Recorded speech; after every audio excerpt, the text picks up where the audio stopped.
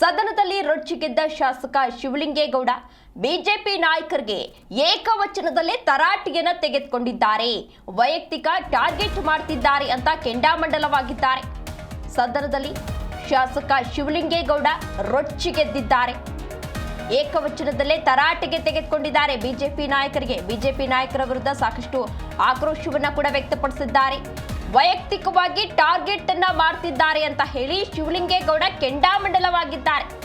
Mimicry ಮಾಡಿಸ್ತಿದ್ದೀರಾ, ಮಾನ ಮರ್ಯಾದೆ ಇಲ್ವಾ ಅಂತ ಹೇಳಿ ಪ್ರಶ್ನೆ ಮಾಡಿದ್ದಾರೆ. ಸಾಕಷ್ಟು ಕಿಡಿಕಾರಿದ್ದಾರೆ.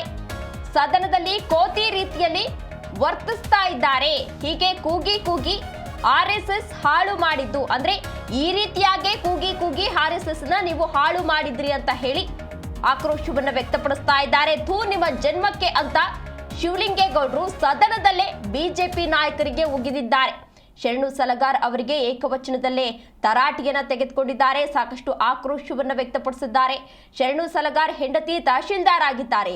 ಅವರ ಮೂಲಕ ದುಡ್ಡು ಹೊಡೆದಿದ್ದು ಯೋಗ್ಯತೆಗೆ ಎಂದೆಲ್ಲ ಪದಗಳನ್ನ ಬಳಕೆ ಮಾಡಿ ಬಿಜೆಪಿ ಸದಸ್ಯರ ವಿರುದ್ಧ ಇದೀಗ ಶಿವಲಿಂಗೇಗೌಡ ಕಿಡಿಕಾರಿದ್ದಾರೆ. ಯಾರನ್ನಾದ್ರೂ ವೈಯಕ್ತಿಕವಾಗಿ ಟಾರ್ಗೆಟ್ ಮಾಡ್ತಿದ್ದೀರಲ್ಲ, ವಿರೋಧ ಪಕ್ಷಕ್ಕೆ ನೀವು ನಾಲಾಯಕ್ ಅಂತ ಆಕ್ರೋಶವನ್ನು ವ್ಯಕ್ತಪಡಿಸಿದ್ದಾರೆ. ಕೆಟ್ಟ RSS ನವರಿಗೆ ನಾನು ವಿಚಲಿತನಾಗಲ್ಲ ಅಂತ ತಿಳಿಸಿದ್ದಾರೆ. ನಾಚಿಕೆ ಇದೆ ಅವರಿಗೆ. ಮಾನ ಮರ್ಯಾದೆ ಯಾರು ಇಂಥ ಧರಣಿ ಮಾಡ್ತಾರ? ಯಾವ ತಪ್ಪು ಮಾಡಿದಾನೆ ಅವನ ಮೇಲೆ ಮಾಡ್ಬೇಕು. ನೀನು ಕೇಳಿಲೆ, ನಿನ್ನ ಹೆಂಡತಿ ತಹಸೀಲ್ದಾರ್ ಬಿಟ್ಕೊಂಡು ಎಷ್ಟೆಷ್ಟು ದುಡ್ಡು ಹೊಡೆದಿದ್ದೀ ಗೊತ್ತಾ? ನಿನ್ನ ಹೆಂಡತಿ ತಹಸೀಲ್ದಾರ್ ಮಾಡ್ಕೊಂಡು ದುಡ್ಡು ಹೊಡೆದಿದ್ದೀಯ ನೀನು. ಅಲ್ಲಿ ನಿನ್ನ ಹೆಂಡತಿಯ ತಹಸೀಲ್ದಾರ್ ಬಿಟ್ಕೊಂಡು ದುಡ್ಡು ಹೊಡೆದಿದ್ದೀಯ ನೀನು ಅಯೋಗ್ಯ. ನೀನು ದುಡ್ಡು ಹೊಡೆದಿದ್ದೀಯ ನೀನು. ಯಾರೇ ಹೇಳ್ಕೊಟ್ಟಾರ? ಅವರು ಅಶೋಕಣ್ಣ ಹೇಳ್ಕೊಟ್ಟಾರ ನಿಮ್ಗೆ? ಕೂಚಾಳ ನಿಮ್ಮ ನಾಚಿಕೆ, ನಿಮಗೆ ಮಾನ ಮರ್ಯಾದೆ ಇದ್ರೆ ಸರಿ. ನಿಮ್ ಯೋಗ್ಯತೆ ಕೊಟ್ಟು ಬೆಂಕಿ ಹಾಕ. ನಿಮಗೆ ಮಾನ ಮರ್ಯಾದೆ ಐತೆ ನಿಮ್ಗೆ? ಅಯೋಗ್ಯರಿಗೆ ನಿಮ್ಮಂತ ಕೆಟ್ಟ ಜನ ನಾನು ಈ ದೇಶದಲ್ಲಿ ನೋಡಲ್ಲ. ನನ್ನ ಮೇಲೆ ಹಾಕಲೇ ಏನ್ ಮಾಡ್ತೀಯ? ಕಾನೂನ ರಾಜ್ಪಾಲರು ತಡೆ ಹಿಡಿದ್ರು, ಇಲ್ಲ ಅಂದ್ರೆ ನಿಮ್ಗೆಲ್ಲ ಗತಿ ಕಾಣಿಸ್ತದೆ. ಆ ರಾಜ್ಪಾಲರು ಜಾರಿ ಕೊಡ್ಬೇಕಾಯ್ತಾ ಕಾನೂನ? ಗೊತ್ತಾಗೋದು. ಮಾನ ಮರ್ಯಾದೆ ಇಲ್ಲ ನಿಮ್ಗೆ. ಮಾನ ಮರ್ಯಾದೆ ಸಿಗ್ಗು ಶಿವಾಸು ಏನೂ ಇಲ್ಲ ಈ ಬಿಜೆಪಿಯವರಿಗೆ. ಮಾನ್ಯ ಅಧ್ಯಕ್ಷರೇ,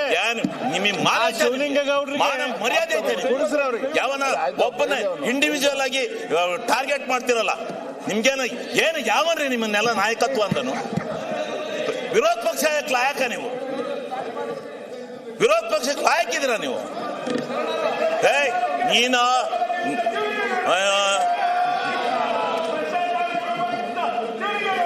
ಕೆಟ್ಟ RSS ನವರಿಗೆ ಧಿಕ್ಕಾರ.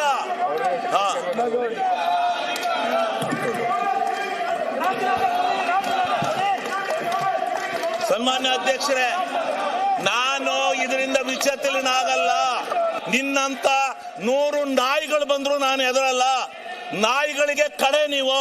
ಆ ನಾಯಿಗಳಿಗಾರ ಬುದ್ಧಿ ಇರುತ್ತೆ, ಅಷ್ಟು ಇಲ್ಲ ನಿಮಗೆ. ನೀವು ಹುಟ್ಟು ಅಯೋಗ್ಯರು. ಈ ಬಿಜೆಪಿಯವ್ರು ಹಿಂಗೆ ಮಾಡಿ ತಾಳ ಹಾಕಿ ತಟ್ಟ ಹಾಕಿ ಅಧಿಕಾರಕ್ಕೆ ಬರಕ್ಕೆ ನಿಮ್ಮ ಜೀವನದಲ್ಲಿ ಸಾಧ್ಯ ಇಲ್ಲ. ನಿಮ್ಮ ಜೀವನದಲ್ಲಿ ಅಧಿಕಾರಕ್ಕೆ ಬರಕ್ ಸಾಧ್ಯ ಇಲ್ಲ. ಮಾನ ಮರ್ಯಾದೆ ಸಿಗ್ಗು ಶಿವಾಸು ಏನೂ ಇಲ್ಲ ನಿಮಗೆ.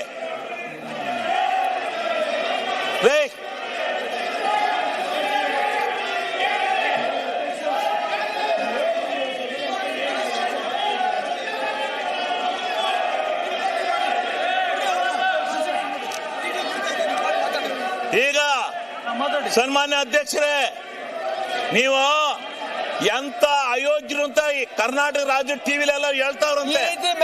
ಕರ್ನಾಟಕ ರಾಜ್ಯ ಟಿವಿಲೆಲ್ಲ ಬರ್ತಾ ಇದ್ದಾರೆ ಬಿಜೆಪಿ ಅಯೋಗ್ಯರು ಅಂತ.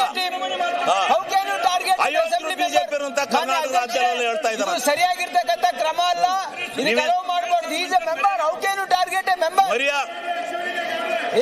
ನೋಡಿ ನಿಮ್ಮ ಶಿವಲಿಂಗೇಗೌಡರು ಹೇಳ್ತಾ ಇರುವಂತಹ ವಿಚಾರವಾಗಿದೆ. ಇದೇ ವಿಚಾರಕ್ಕೆ ಸಂಬಂಧಪಟ್ಟಂತೆ ಹೆಚ್ಚಿನ ಡೀಟೇಲ್ಸ್ ಅನ್ನ ನೀಡಿದ್ದಾರೆ ನನ್ನ ಕೊಲೀಗ್ ಪ್ರವೀಣ್. ಪ್ರವೀಣ್, ಯಾಕೆ ಶಿವಲಿಂಗೇಗೌಡರು ಈ ರೀತಿ ಕಿಡಿಕಾರಿದ್ರು? ಸದನದಲ್ಲಿ ಈ ರೀತಿ ಮಾತಾಡೋದು ಎಷ್ಟು ಮಟ್ಟಕ್ಕೆ ಸರಿ? ಗಮನಿಸುವುದಾದರೆ ಕಳೆದ 2 ದಿನಗಳಿಂದ ವಿಧಾನಸಭೆಯಲ್ಲಿ ಕೆಲವೊಂದಿಷ್ಟು ಬೆಳವಣಿಗೆಗಳಾಗ್ತಾ ಇದೆ. ಬಿಜೆಪಿ ಮತ್ತು ಜೆಡಿಎಸ್ ಶಾಸಕರುಗಳು ನಾಯಕರುಗಳು ಒಂದು ಒತ್ತಾಸೆಯನ್ನು ಅಥವಾ ಒಂದು ಬೇಡಿಕೆಯನ್ನು ಇಟ್ಟಿದ್ದಾರೆ. ಏನು ಬೇಡಿಕೆ ಅಂತ ಹೇಳಿದರೆ, ಅಬಕಾರಿ ಇಲಾಖೆಯಲ್ಲಿ ಸರಿಸುಮಾರು 6,000 ಕೋಟಿ ರೂಪಾಯಿ ಹಗರಣ ಆಗಿದೆ. ಈ ಹಗರಣದಲ್ಲಿ ನೇರವಾಗಿ ಸಚಿವರು ಮತ್ತು ಸಚಿವರ ಪುತ್ರ ಭಾಗವಹಿಸಿದ್ದಾರೆ. ಹೀಗಾಗಿ ಅವರು ಸಚಿವ ಸ್ಥಾನದಲ್ಲಿ ಮುಂದುವರಿಯೋದಕ್ಕೆ ಅರ್ಹರಾಗಿಲ್ಲ. ಮುಖ್ಯಮಂತ್ರಿ ಸಿದ್ದರಾಮಯ್ಯನವರು ಆರ್.ಬಿ. ತಿಮ್ಮಾಪುರ ಅವರ ರಾಜೀನಾಮೆಯನ್ನು ಪಡೆದುಕೊಳ್ಳಬೇಕು ಅಂತ ಬಿಜೆಪಿ ಮತ್ತು ಜೆಡಿಎಸ್ ನಾಯಕರುಗಳು ಪ್ರತಿಭಟನೆ ಮಾಡಿದ್ದಾರೆ. ಸದನದ ಬಾವಿಗಳಿದು ಕೂಡ ಆಕ್ರೋಶವನ್ನು ಹೊರಹಾಕಿದರು. ಇದು ಒಂದು ಭಾಗ.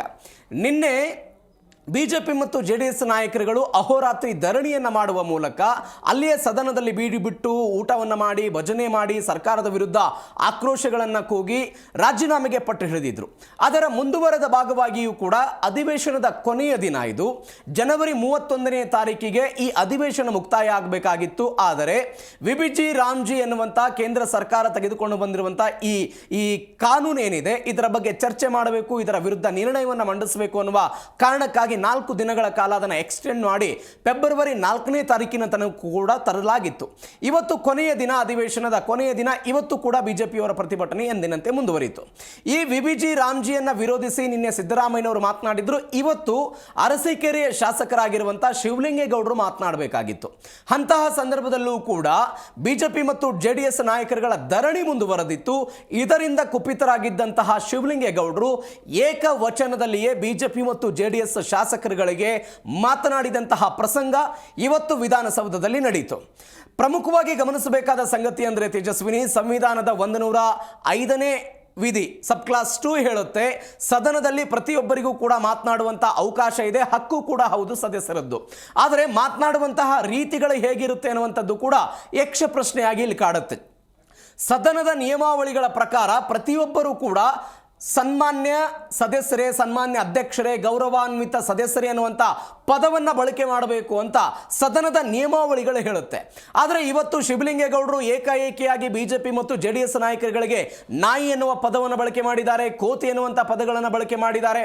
ಎಲ್ಲಕ್ಕಿಂತ ಹೆಚ್ಚಾಗಿ ಒಂದು ಕುಟುಂಬವನ್ನು ಕೂಡ ಸದನದಲ್ಲಿ ತೆಗೆದುಕೊಂಡು ಬರುವಂತಹ ಪ್ರಯತ್ನವನ್ನು ಮಾಡಿದರು. ಬಸವ ಕಲ್ಯಾಣದ ಶಾಸಕ ಶರಣು ಸಲಗಾರ್ ಅವರ ಪತ್ನಿ ತಹಶೀಲ್ದಾರ್ ಆಗಿದ್ದಾರೆ. ನಿಮ್ಮ ಪತ್ನಿ ತಹಶೀಲ್ದಾರ್ ಆಗಿದ್ದಾರೆ, ನಿಮ್ಮ ಕುಟುಂಬ ಭ್ರಷ್ಟಾಚಾರದಲ್ಲಿ ತೊಡಗಿದೆ ಎನ್ನುವಂತಹ ಪದಗಳನ್ನು ಕೂಡ ಇವತ್ತು ಶಿವಲಿಂಗೇಗೌಡರು ಸದನದಲ್ಲಿ ಮಾತನಾಡಿದರು. ಎಲ್ಲಕ್ಕಿಂತ ಹೆಚ್ಚಾಗಿ ಪ್ರತಿಭಟನೆ ಮಾಡುವಂತಹ ಜವಾಬ್ದಾರಿ ಎಲ್ಲರಿಗೂ ಕೂಡ ಇದೆ, ಪ್ರತಿಭಟನೆಯನ್ನು ಮಾಡಬಹುದು. ಆದರೆ ಈ ಎಲ್ಲ ಬೆಳವಣಿಗೆಗಳ ಆದ ನಂತರವೂ ಕೂಡ ಸ್ಪೀಕರ್ ಅವರು ಕುಳಿತುಕೊಂಡಿದ್ರು. ನೀವು ಪ್ರಮುಖವಾಗಿ ಗಮನಿಸಿ, 2 ದಿನಗಳ ಹಿಂದೆ ವಿಧಾನ ಪರಿಷತ್ನಲ್ಲಿ ಒಂದು ಘಟನೆ ಆಗಿದೆ. ಪ್ರಧಾನಿ ನರೇಂದ್ರ ಮೋದಿ ಅವರ ವಿರುದ್ಧ ನಜೀರ್ ಅಹ್ಮದ್ ಅವರು ಒಂದು ಹೇಳಿಕೆಯನ್ನು ಕೊಟ್ಟಿದ್ದಕ್ಕೆ ಬಿಜೆಪಿಯವರು ವ್ಯಾಪಕವಾಗಿ ಅದನ್ನು ಖಂಡಿಸಿದ್ರು, ಅದರ ವಿರುದ್ಧವಾಗಿ ಪ್ರತಿಭಟನೆ ಮಾಡಿದ್ರು. ನಜೀರ್ ಅಹ್ಮದ್ ಅವತ್ತು ಕ್ಷಮೆಯನ್ನು ಕೇಳಿದ್ರು. ಆದರೆ ಇವತ್ತು ಶಿವಲಿಂಗೇಗೌಡರು ನಾಯಿ, ಕೋತಿ ಎನ್ನುವಂತಹ ಏಕವಚನ ಪದಗಳನ್ನು ಬಳಕೆ ಮಾಡಿದ್ದಕ್ಕೆ ಒನ್ಸ್ ಅಗೇನ್ ಬಿಜೆಪಿ ಮತ್ತು ಜೆಡಿಎಸ್ ನಾಯಕರು ತಮ್ಮ ಆಕ್ರೋಶವನ್ನು ಹೊರಹಾಕಿದ್ರು. ವಿಬಿಜಿ ರಾಮ್ಜಿ ಬಗ್ಗೆ ಚರ್ಚೆ ಆಗಬೇಕು, ಜನರಿಗೆ ಅದರ ಮಾಹಿತಿ ಹೋಗಬೇಕು ಅನ್ನುವಂಥ ಒಂದು ಕಾರಣಕ್ಕಾಗಿ ದೊಡ್ಡ ಮಟ್ಟದ ಈ ಅಧಿವೇಶನವನ್ನು ನಡೆಸಲಾಗಿತ್ತು. ಆದರೆ ಈ ಅಧಿವೇಶನ ಸಾರ್ಥಕ ಆಯಿತಾ ಅನ್ನುವಂತಹ ಪ್ರಶ್ನೆಗಳು ಸಹಜವಾಗಿ ಇವೆಲ್ಲವನ್ನ ಗಮನಿಸಿದಾಗ ಗೊತ್ತಾಗುತ್ತೆ. 2023ರಲ್ಲಿ ತೇಜಸ್ವಿನಿ ಅವತ್ತಿನ ಮುಖ್ಯಮಂತ್ರಿಗಳಾಗಿದ್ದಂಥ ಬಸವರಾಜ ಬೊಮ್ಮಾಯಿ ಅವರಿಗೆ ಇವತ್ತಿನ ಮುಖ್ಯಮಂತ್ರಿ ಆಗಿರುವಂಥ ಸಿದ್ದರಾಮಯ್ಯನವರು ನಾಯಿ ಮರಿ ಎನ್ನುವಂಥ ಪದವನ್ನು ಸದನದಲ್ಲಿ ಬಳಕೆ ಮಾಡಿದ್ರು. ಬಸವರಾಜ ಬೊಮ್ಮಾಯಿ ಪ್ರಧಾನಿ ನರೇಂದ್ರ ಮೋದಿ ಎದುರು ನಾಯಿ ಮರಿ ಅಂತಿರ್ತಾರೆ ಎನ್ನುವಂಥ ಪದವನ್ನು ಬಳಕೆ ಮಾಡಿದ್ರು. ಅವತ್ತು ಕೂಡ ಬಿಜೆಪಿ ವ್ಯಾಪಕವಾಗಿ ಹೋರಾಟವನ್ನು ಮಾಡಿತ್ತು.